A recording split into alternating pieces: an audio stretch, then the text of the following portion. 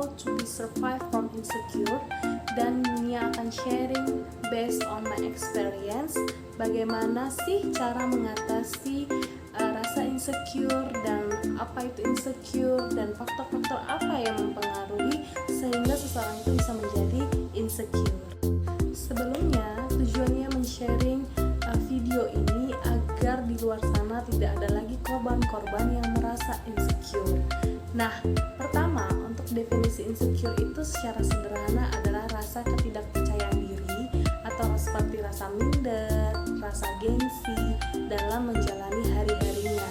Nah, faktor-faktor yang mempengaruhi seseorang itu dari yang biasa-biasa aja, yang normal-normal saja, tiba-tiba menjadi seorang yang insecure itu ada dua. Yang pertama adalah faktor internal dan juga faktor eksternal. Nah, untuk faktor internal itu biasanya karena perubahan dari fase remaja ke fase dewasa. Tapi jangan khawatir, itu terjadi secara alamiah. Nah, tanda-tanda yang biasanya terjadi dari faktor internal itu ya intensitas kalian yang biasanya posting, update tanpa memikirkan apa-apa. Kalian akan merasa, penting gak sih aku posting ini? Aku gak pede karena kayaknya alay deh, kayaknya ini deh. Nah, itu hal yang lumrah karena itu adalah pemikiran kalian yang dewasa gitu, mengarah ke arah dewasa. Nah, tapi itu juga adalah suatu tanda-tanda rasa insecure kalian. Nah, yang kedua ini adalah faktor eksternal. Nah, faktor eksternal ini bisa saja dari lingkungan kerja kalian, lingkungan tempat tinggal kalian, dan bisa jadi juga pasangan kalian. Nah, tapi secara umum faktor eksternal ini sangat mempengaruhi kalian secara negatif. Karena kalau internal itu kan tadi kayaknya bilang tuh, dia itu hanya mengurangi intensitas kalian yang ibaratnya dari dulu posting banget nih, kayak kalian milah-milah mana sih yang harus aku posting, mana sih yang bisa diterima secara umum. Tapi kalau faktor eksternal ini, kalian akan merasa bersalah terhadap komentar-komentar yang datang kepada kalian. Kalau ditarik kesimpulan sih seperti bullying secara halus. Nah, based on my experience, dari sejak SMA sampai Nia kuliah, Nia itu udah biasa nih nambah-nambah penghasilan, nambah-nambah uang jajan. Kenapa Nia lakukan hal itu? Bukan karena memang kurang dari keluarga, tapi Nia senang terhadap hal-hal ataupun perkara kecil. Karena Nia percaya kalau kita setia terhadap perkara kecil, Tuhan akan kasih perkara yang besar. Dan itu meningkatkan rasa kepercayaan diri kita yang lebih baik lagi, rasa dewasa, jiwa yang dewasa akan tumbuh lebih baik lagi dalam diri kita masing-masing. Nah, saat itu di SMA kan guru bahasa Inggris kita rata-rata sama nih, dan rata-rata ya tugasnya mirip-mirip lah, yaitu ada tugas bikin makalah dalam bahasa Inggris. Nah, karena Nia sendiri juga punya kemampuan lah sedikit terkait bahasa Inggris, yang Nia gunakan itu untuk membantu orang lain dan juga buat nambah-nambah pendapatan. Ya, secara pribadi memang masih banyak kurang terhadap skill bahasa Inggris, tapi itu jadi ladang yang baik untuk bisa mengasah dan menambah pengetahuan kita dari ilmu itu sendiri. Nah, itu Nia rutin kerjakan selama 4 bulan karena itu kan tergantung dari project gurunya dan tergantung guru mana. Karena kan gak semua guru ngasih project makalah bahasa Inggris dan gak setiap saat kan. Jadi kurang lebih 4 bulan lah Nia rutin mengerjakan itu, dan dalam 1 minggu tuh ya bisa dapat 300-400 ribu lah, yang banyak. Nah, kalau untuk halayak umum pikir kayak itu pendapatan kecil banget, cuma 300-400 ribu. Tapi kalau untuk kita yang anak SMA itu udah lumayan, nambah jajan, nambah kalau kita mau beli barang sesuatu tanpa harus mengeluarkan lagi. Nah, Nia rutin tuh ngerjain seperti itu sampailah Nia di fase yang kuliah. Nia senang influence orang-orang agar kayak tertarik terhadap item atau produk yang kita tawarkan, bukan kayak marketing atau sales, enggak. Cuma Nia senang kayak kita bersosialisasi, kayak kita memberikan informasi yang baik dan positif kepada teman-teman semuanya.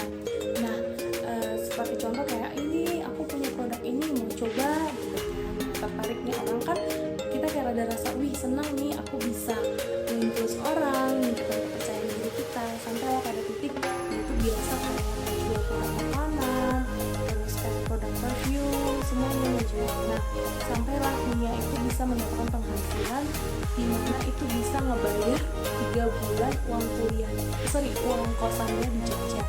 Ya bisa tahu lah range-nya uang kosan di Jogja berapa lah, masih ya ekonomis, tapi Nia nggak perlu minta lagi ke orang tua dan bayar 3 bulan uang kos-kosan di Jogja. Dan itu juga bisa menambah uang jajannya. Waktu Nia pengen banget liburan ke Bali, jadi kayak menambah uang sakunya, ntar kalau tiketing apa-apa nambah dari sini. Semuanya Nia kerjakan dengan enjoy dan happy, karena Nia berpikir kalau kita enjoy, pede mengerjakan hal-hal yang seperti itu menambah kepercayaan diri kita, itu menambah pengetahuan dan ilmu dari diri kita yang gak bisa dipelajari di lembaga formal manapun. Dan yang ketiga itu ngelatih diri Nia itu untuk menjadi orang yang target. Artinya Nia sendiri kan selalu tuh dalam hidup Nia, dalam menjalani hari-hari Nia, itu Nia selalu buat target. Nia tuh pengen deh liburan ke sana, Nia tuh pengen deh beli sesuatu, Nia itu pengen deh punya tabungan segini nih gitu. Nah dari situlah Nia belajar bahwa Nia harus berusaha dulu supaya bisa tercapai target-target itu sendiri. Ya seperti contoh, Nia itu pengen banget liburan ke Bali, hal yang sangat impossible. Kapan punya kesempatan untuk ke Bali gitu kan? Ya udah, Nia asal Nia simpan pendapatan tambahan itu buat bekalnya ke Bali. Sampailah di fase yang udah kerja nih, ya semuanya terjadi secara alamiah, ya mungkin karena faktor lingkungan kerja, ya Nia nggak bisa salahkan company-nya, Nia juga nggak bisa salahkan kenapa Nia ditempatkan di posisi divisi itu. Nah perubahan-perubahan yang terjadi itu kayak Nia merasa menjadi Nia itu yang nggak bersyukur, yang tipe kayak ngapain sih aku ngerjain yang kayak gini-gini gitu kan. Dan juga ada faktor yang waktu itu Nia adalah teman dekat atau pasangan lah. Nah di situ Nia sering dikomentarin yang merasa dirinya itu jadi kayaknya salah deh yang aku posting ini gitu. Misalnya kayak Nia itu baru beli produk skincare nih, seneng kan. Nah itu kan bisa ngupdate untuk direkomendasikan ke teman-teman lainnya. Kalau yang pengen tahu, pengen cari skincare, bisa ini salah satu rekomennya gitu kan. Nah tapi kayak dihujat tuh kayak dibilang alay lah, ngapain sih posting, pamer lah. Padahal kalau kita lihat dari sisi positif, ya dia pengen posting, dia tuh pengen ngebantu orang-orang yang mungkin kesulitan dalam mencari produk skincare. Nah itu, jadi perlahan demi perlahan sih masih bisa lah ya, kayak oh iyalah nggak ambil pusing, biarin aja gitu. Tapi kan kan nggak bisa kita kontrol gitu, dan sedikit demi sedikit pikiran kita terhantui, jiwa kita terganggu seperti itu. Jadi Nia berpikir kalau Nia terus insecure, terus merasa nggak percaya diri, yang rugi kan Nia sendiri kan. Kalau kita semakin percaya diri, seperti kita bisa nambah penghasilan, seperti kita bisa menambah pengetahuan dan kemampuan yang tidak bisa kita peroleh di luar sana. Nah akhirnya Nia berubah kayak okay, Nia must be survive from insecure.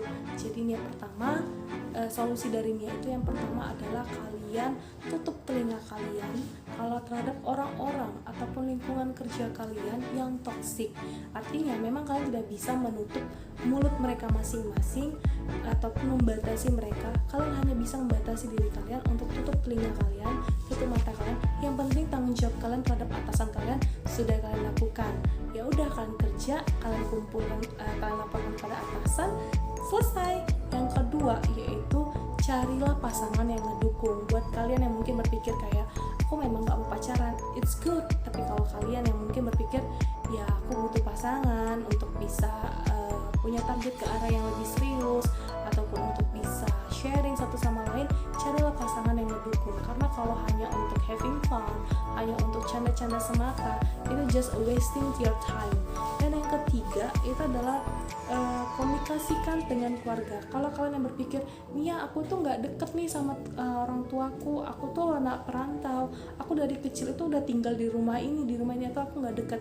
Nggak apa-apa, dengan kalian bercerita hal yang kecil saja itu sudah membuka cara ataupun hubungan yang jauh lebih dekat. Artinya keluarga kalian akan berpikir kayak, wah anak aku mempercayakan sebuah cerita, dia terbuka terhadap cerita ini kepada aku, pasti orang tua berpikir yang positif. Nah dan dari keluarga itu akan menyampaikan pesan moral yang baik, artinya apa yang harus kalian lakukan, bagaimana kalian cara mengatasinya, dan pasti akan menguatkan kalian.